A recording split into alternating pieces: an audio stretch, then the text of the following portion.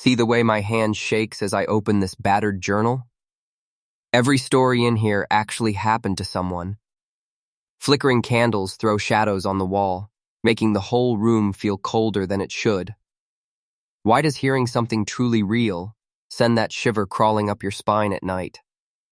Can you ever really fall asleep again when the monsters aren't just in your head, but outside your window? Tonight, you'll hear nightmares that live in the daylight, real stories that stick with you long after the lights go out.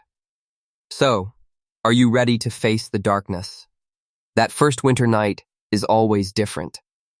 The cold isn't just around you. It gets inside, settles right beneath your skin, and every small crackle of the fire or gust against your window reminds you just how quiet and how deadly that season can be. The rolling white stillness hides things that don't show up in any storybook, things that make even the bravest heart second-guess a solo adventure. So let me take you into 3 true stories where even the thickest snow couldn't hide the terror waiting in the dark. Let's start with Alex. He was a junior in college and figured a solo hike through the White Woods in January would be his big, gritty adventure before graduation. He'd read all the safety guides, packed every extra pair of wool socks he owned, and told his friends, "I'll come back with legends." On his first day, he snapped selfies by the trail marker, his grin wide, frozen breath swirling around his face. The snow was perfect, thick, untouched, and sparkling under a sky that turned purple and pink at sunset. Alex stopped for a minute, just to listen. And it was so quiet. It was almost like the world had been pressed under glass. But as the sun slid away, the familiar trail marks vanished, eaten up by new snowdrifts. The forest changed. Trees seemed to close in. Suddenly every sound was sharper, the wind groaning between the pines, the faint creaking of a heavy branch loaded with too much ice, the soft plop as a clump of snow dropped from above. The weight of that silence was like a hand pressing on his shoulders. About an hour after sunset, Alex realized he was officially lost. He checked his phone. 0 signal. The only thing working was the flashlight, which sent weak yellow circles wobbling forward.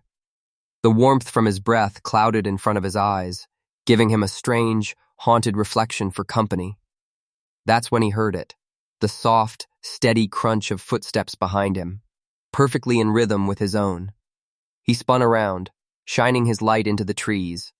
Nothing but tall shadows and snow.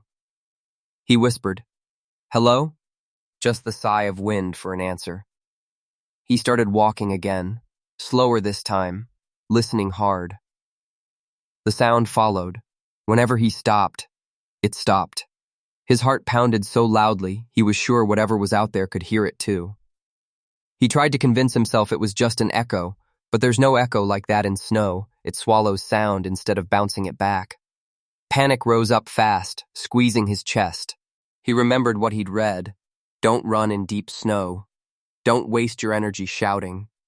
Don't let fear do the thinking. Alex tried every trick in the book, zigzagging between trees, doubling back to check for tracks, even tossing a stick to see if it made a separate sound. But the crunching always matched his steps, step for step. Digging into his pack, hands numb and trembling, he pulled out his emergency whistle, his lifeline. 3 sharp blasts cut through the air. He listened. The sound faded into nothing. In the trees, the crunching stopped. Only the wind moaned in response, sounding like a distant wail. He was utterly, crushingly alone. That night, he built a tiny fire with shaking hands and curled up in his bivy sack, every sense straining for movement. He later said, "I kept thinking I'd wake up with someone standing over me, or never wake up at all." The next morning, rescuers found Alex pale and half frozen, but alive. No tracks out there but his own, and not a single animal print. Let's move to the next story.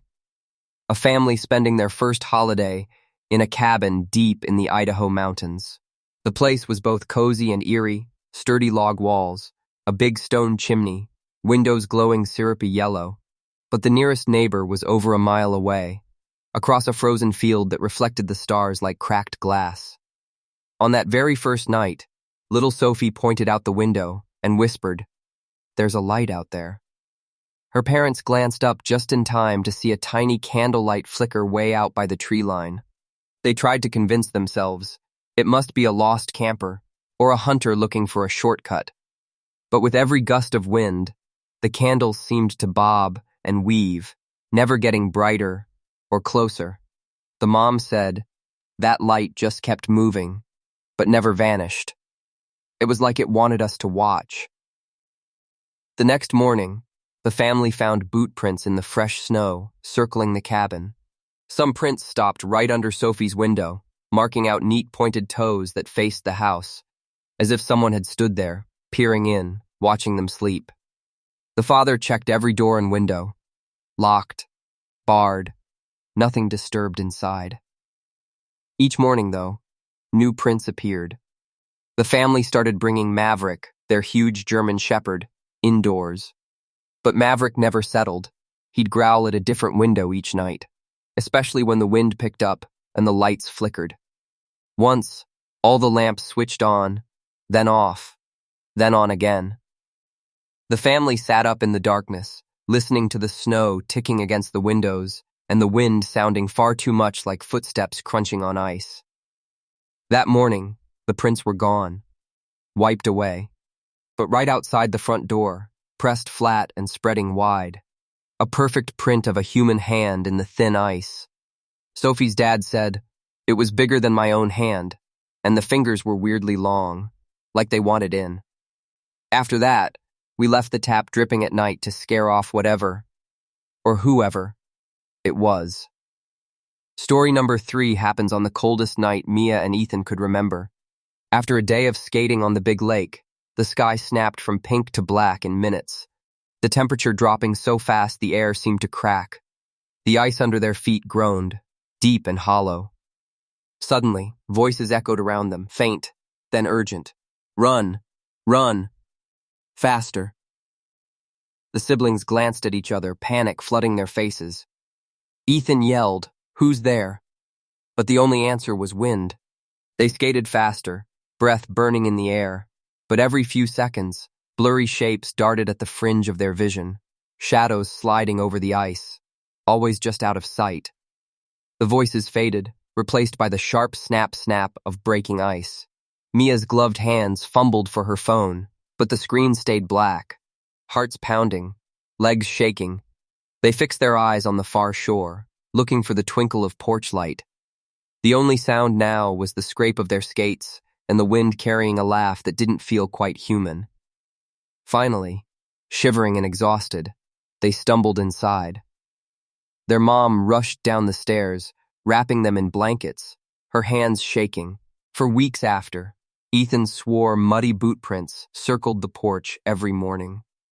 He told Mia, "I keep thinking I left someone behind that night, or someone followed us back." Mia refused to skate on the lake again. Ever. There's something about winter that makes everything scarier. It turns familiar places into unrecognizable, echoing landscapes. The darkness swallows up your flashlight beam. You feel watched. Every little noise magnified by the silence. Survivors talk about how even the smallest sounds, the creak of trees, the tick of ice, the sigh of wind, become threats. Your own breath loud in your ears, your face stinging with cold, and your heart refusing to slow down. Even the bravest admit, the silence feels alive, waiting for you to slip up. Is it just nature playing tricks? Or is there really something out there? Well, the next story might shake whatever certainty you've got left. Sometimes, it's not the woods or the wild that you need to fear. It's your own house, your own familiar walls. The places that are supposed to be safe can twist into traps where your heart pounds and you pray for sunrise. These next 3 stories are proof that real-life horror finds you where you live, and it's hard to ever feel exactly the same again. Let's start with Sarah. She always said she felt safest in her small, old house, sheltered by big oak trees and soft yellow porch lights. Her parents left to visit her grandmother, and for the first time, the house felt too quiet. She made her favorite snack, cinnamon toast, and hot chocolate, and tried to fill the emptiness with a silly movie marathon. As she curled under the quilt in her room, she heard it. A knock. It wasn't just loud, it was wrong. Almost like someone was testing the strength of the door. She held her breath, feeling the cold creep up her arms. Then a voice, low and broken, whispered from the porch. "Please, open up." The air felt heavy, stifling. Fear prickled her skin as she watched her security feed. A blurry figure, still as stone, face blank behind that white mask. She thought about calling out, but her throat squeezed shut. Just go away, she thought, clutching the bat so hard her fingers went numb. The clock ticked so slow it hurt. She could almost hear her own heartbeat echo through the hollow hallway. Every few minutes she'd peek at the front window, only to find more darkness, until finally, the shadow was gone. But the next morning, the only evidence was her own terror. Her parents tried to laugh it off, but Sarah noticed a tremble in their voices. The hallway never felt quite as safe again, and for months, she'd jump every time a branch tapped the window at night. Over at the Thomases' place, things started with the kind of strangeness you almost want to blame on your imagination. Mrs. Thomas remembered the first cold spot, an icy breeze that made her skin tingle even though the house was sealed up tight. Their living room lamp buzzed and flickered, sometimes casting tall, twisted shadows on the walls, bending and moving even when no one was there. Their cat, Lucy, would stop short at the doorway, arch her back, and hiss at empty space. Her eyes huge, reflecting nothing they could see. Then came the night the TV refused to work, but instead of just static, it glitched to black and white images. A swinging chandelier, a blurry hand brushing past the lens, and once a pair of wide, blinking eyes in the corner. One stormy evening, as thunder rolled outside, Josh called for his parents. They rushed in to find him pointing under his bed, too scared to speak. Later, when the power flickered, they all huddled in the living room, listening to low moans drifting down the hallway, chill air clinging to their skin. Mr. Thomas tried to explain it all, maybe old pipes, maybe just stories. But when he placed his hand on the frosty window, and a second, smaller handprint appeared right beside his, he couldn't hide his fear anymore.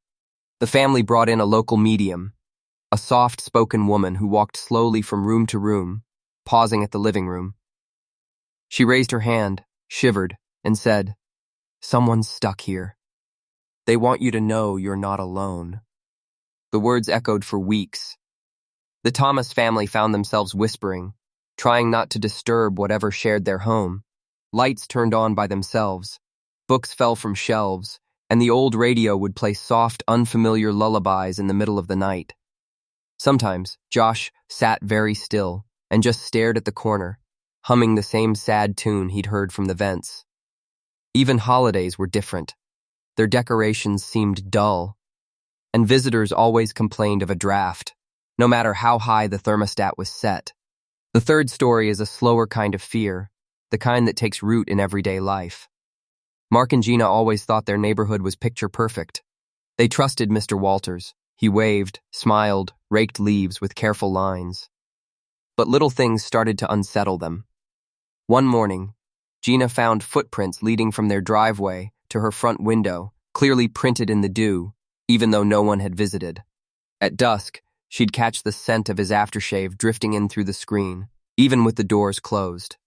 After the baby was born, the gifts began. A soft pink hat on the mailbox, a pale blue pacifier in the garden, fragile and old, as if from another era. The note, "She's perfect, watch her closely," felt heavier than any gift, and Gina's hands shook as she read it aloud. Mark installed new locks and checked every camera, breath shallow with worry. One night, at 3 kilo-am, a noise woke them both. Mark crept downstairs and found the front door unlocked, swaying gently in the breeze. He checked the footage. Just minutes before, the shadow moved across the porch again, impossibly silent. The police came again, patient, but tired.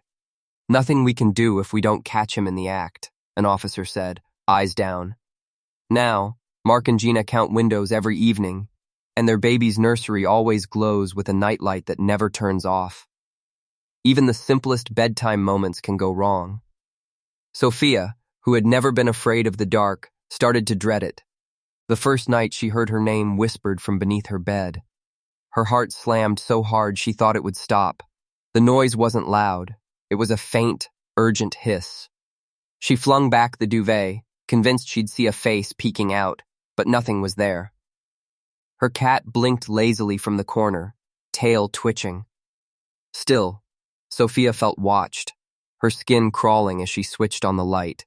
Every night after, she heard odd sounds, the squeak of bed springs, the tick-tick-tick of nails on the wooden floor.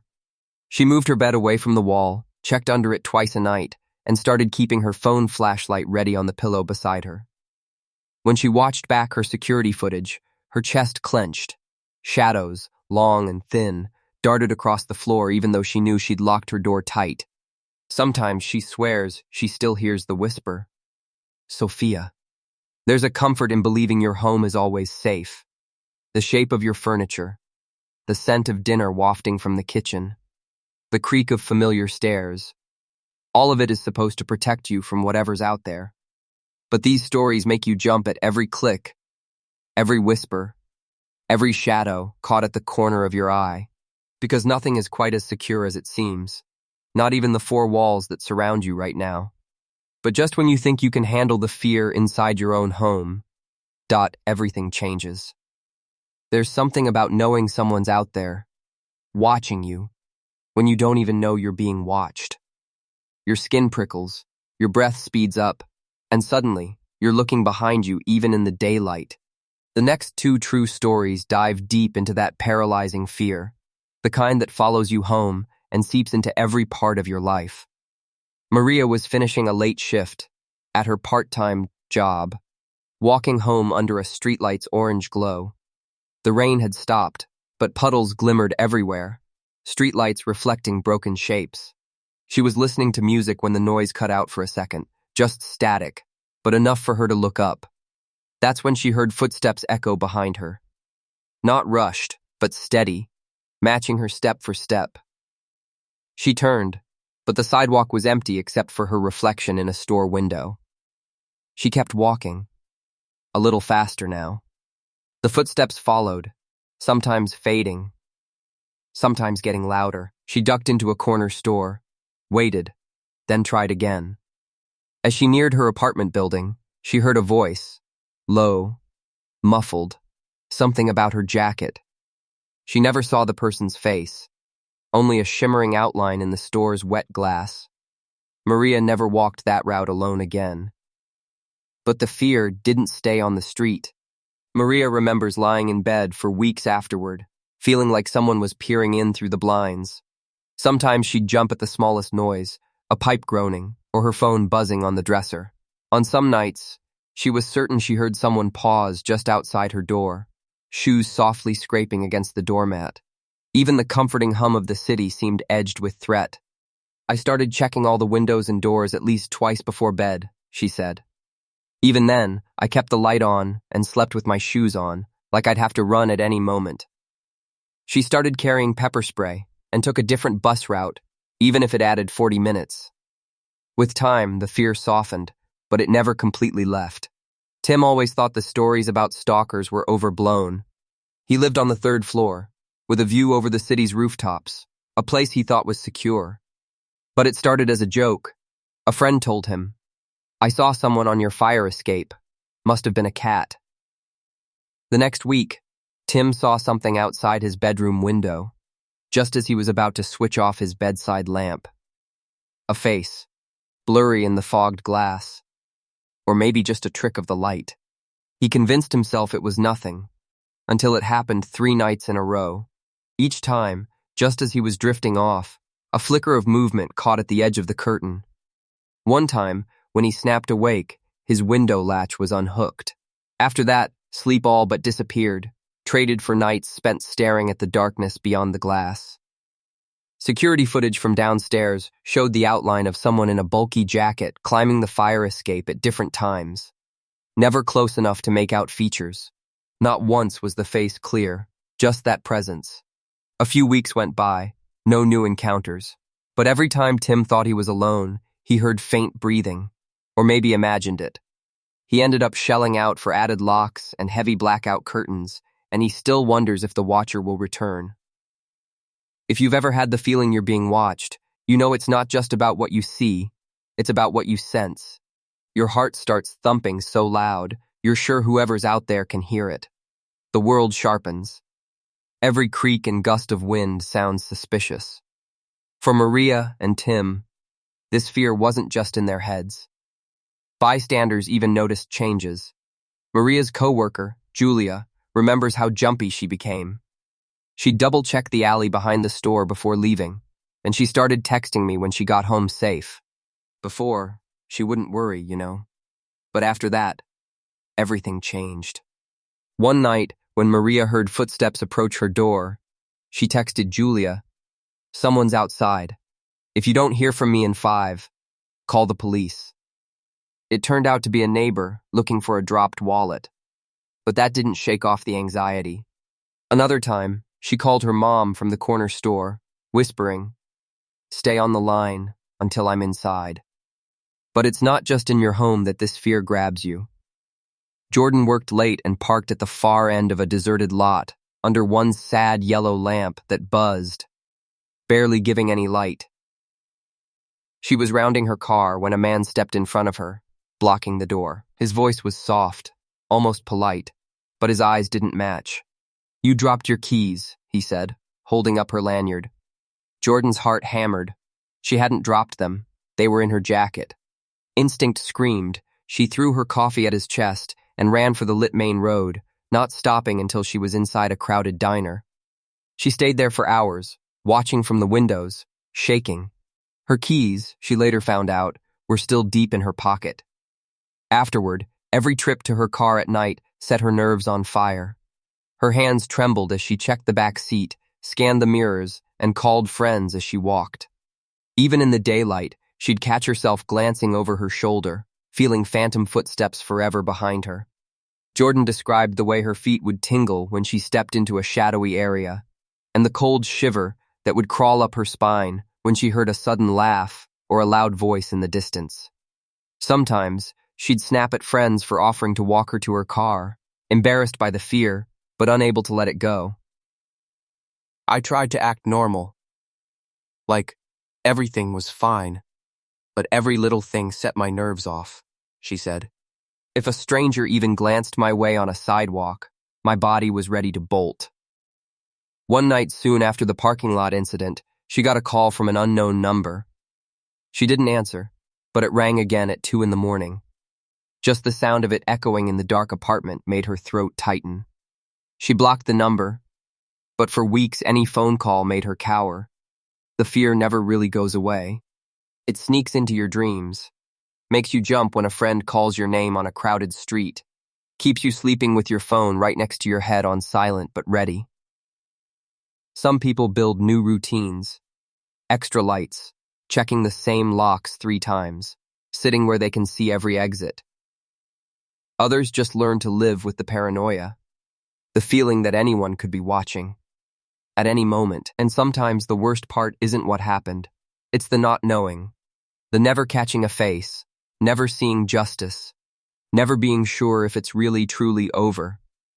The city or town you once loved can suddenly feel like a maze with too many shadows and not enough safe spaces. The same corner store that sold Maria comfort snacks became a place she only visited in the busiest hours. Tim found himself checking the rooftop every morning before making coffee. Jordan installed a flashlight app and practiced dialing 911 with one thumb. But even with all that, there's a weird sense of solidarity, because nearly everyone has a version of this story. Best friends, neighbors, even strangers online will share their own near misses. The time they took the long way home, or looked into a dark car window and saw someone staring back. The comments on these stories are often full of advice and support. Remember to trust your gut.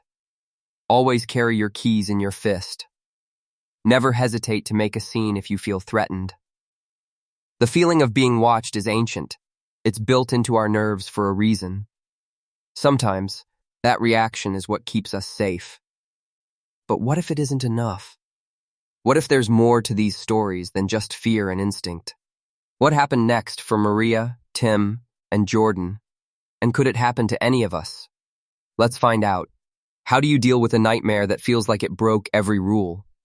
Sometimes, the things you can't explain haunt you longer than even the worst realities.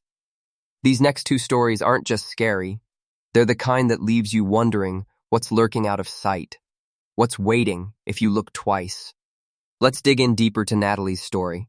Picture it, a farmhouse at midnight, windows rattling as the wind howls outside, the generator clicking uselessly in the shed. When the power fails, the house seems to grow even colder, every surface damp with chilly air. Natalie's family, her parents, little brother, and grandma, gather in the living room with their blankets and a single flashlight. The shadows stretch and sway across the walls. That's when Natalie heads to the kitchen, stepping carefully to avoid the spots she knows will squeak. She's just reaching for a candle when she feels a prickling at the back of her neck, the sense that someone is behind her. Then, it happens. That voice. Deep, steady, almost bored. It's time to come down. There's nobody in the kitchen. The sound feels so close she half expects to see a stranger's breath forming cold fog alongside hers. Suddenly the walls groan, a heavy, slow creak. Natalie's hands shake as she grabs the matches. She can barely light the candle, her heart thundering so loud she's sure it'll wake the house. Shaken, she sprints to the living room, where everyone's stiff and wide-eyed. Her father looks pale, fists clenched in the blanket. Her mother's breathing fast, clutching Grandma's hand. Even her little brother, who never seems scared, has tears streaming down his face. "Did you guys hear that?" Natalie whispers. Her mom just nods, voice barely a whisper. We all heard it. The next few weeks are a slow slide into dread. It's not just the footsteps in the attic, though those still come, always at 3:07 a.m. The timing's so strange it becomes like a game to guess when the noise will start. It's the way the whole house feels wrong, like the walls are tighter or the ceiling's lower. Natalie starts to dread nightfall. Her little brother refuses to sleep alone, so she hears him snuffling beside her through the long hours. The lights flicker, shadows flash across the ceiling, and sometimes the old radio, which had been unplugged for years, buzzes to life with that scratchy lullaby, the notes bending between static like a half-remembered childhood nightmare. One evening, Natalie's dad stomps up from the cellar with dirt on his hands and a look she's never seen before. "There's a door down there," he says. "It wasn't there last week. It's locked. No handle, no hinge, nothing." Natalie and her mom creep down with him, flashlight beams jerking against the stone walls. Sure enough, at the far end behind a pile of gardening tools sits a door so old it looks carved rather than built. No matter how they push, pull, or pry, it won't budge. It's cold to the touch, so cold it makes their fingers ache. They bring in Miss Holcomb, a local historian who's lived in town her whole life. She looks almost excited to see the place, asking questions and running her hands along the wallpaper. When she hears about the door, she grows quiet, tracing the faded pattern with her finger. "Did you know," she says, "that there was a whole family who lived here before the records begin? They vanished. No word, no trace. Folks say the house is built on their buried homestead. Whether it's the wind or something older, every night, the family waits for morning. Sometimes Natalie wonders if she'll ever feel truly safe in her own home again. Even in broad daylight, a cold breeze drifts through the hallways, leaving her skin tingling. Every echo stands out, and the odd flash of movement in the corner of her eye makes her pause, every single time. Now, let's turn to Eric's tale. A story about what happens when the things you don't believe in refuse to let you go. Eric was the world's biggest skeptic. Ask anyone. He rolled his eyes through every campfire ghost story, scoffed at creaks and groans, and called horror movies just special effects.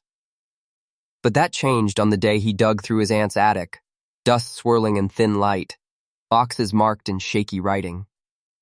He pulls out a stack of photos, sepia-toned, cracked at the corners. One photo in particular gives him chills, though he tells himself it's nothing. A family, posing under a gnarled tree, their faces oddly blurred, mouths twisted as if mid-scream. But it's the eyes, dark, sunken, somehow looking past the camera, right into him. "I just got the creeps, Aunt May," he jokes, tossing the photo onto a pile. That night, he's sleeping at her house when every clock, on the stove, the wall, even his running watch, freezes at exactly 11:41 p.m. The house feels wrong, like the air is too dense. Suddenly the doorbell rings. No one's outside, just the wind pushing empty swings in the yard. Eric tries to shrug it off, but when he walks past the hall mirror, he catches a flicker, a shape, standing just behind his shoulder, gone the second he looks back. The next morning, Aunt May sits at the breakfast table, mug trembling in her hands. "I saw someone last night. Standing by the stairs. He just vanished." She forces a weak laugh, but Eric can see she's scared. He glances at the clock, stuck on 11:41 again. The air never seems to warm up, no matter how high they set the thermostat. Flowers droop overnight, and the sunlight feels dimmer, somehow farther away. Odd little things shift around the house.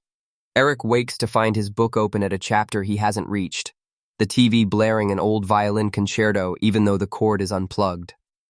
The melody drifts through the house, soft at first, then swelling to fill every room with aching, bittersweet notes. Eric Googles the address, finds out a violinist lived in the building, decades ago. Died during a concert, one article reads. The music stopped, and so did her heart. The audience heard the final note ring out, and then, nothing. The story gets under his skin. It's too close to what he's hearing, too real for comfort. He asks his aunt about the photo. "Those people?" she asks. "Oh, I never liked that photo. Someone said they were friends of the violinist went missing the year before. Superstitions." The experience shakes Eric's certainty.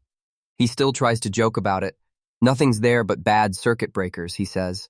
But every time he visits, he can't help pausing under the old tree out back, where the family in the photo once stood. The grass there seems to grow tangled and dark, different from the rest of the yard. Each time he brings a flower, places it at the base of the trunk, and hurries back inside, feeling cold eyes trailing him the whole way. The unsettling thing about stories like these is that they leave holes in what we think we know. Is it just the wind? Or does someone whisper at the edge of hearing? Why does the darkness sometimes feel like it's watching you?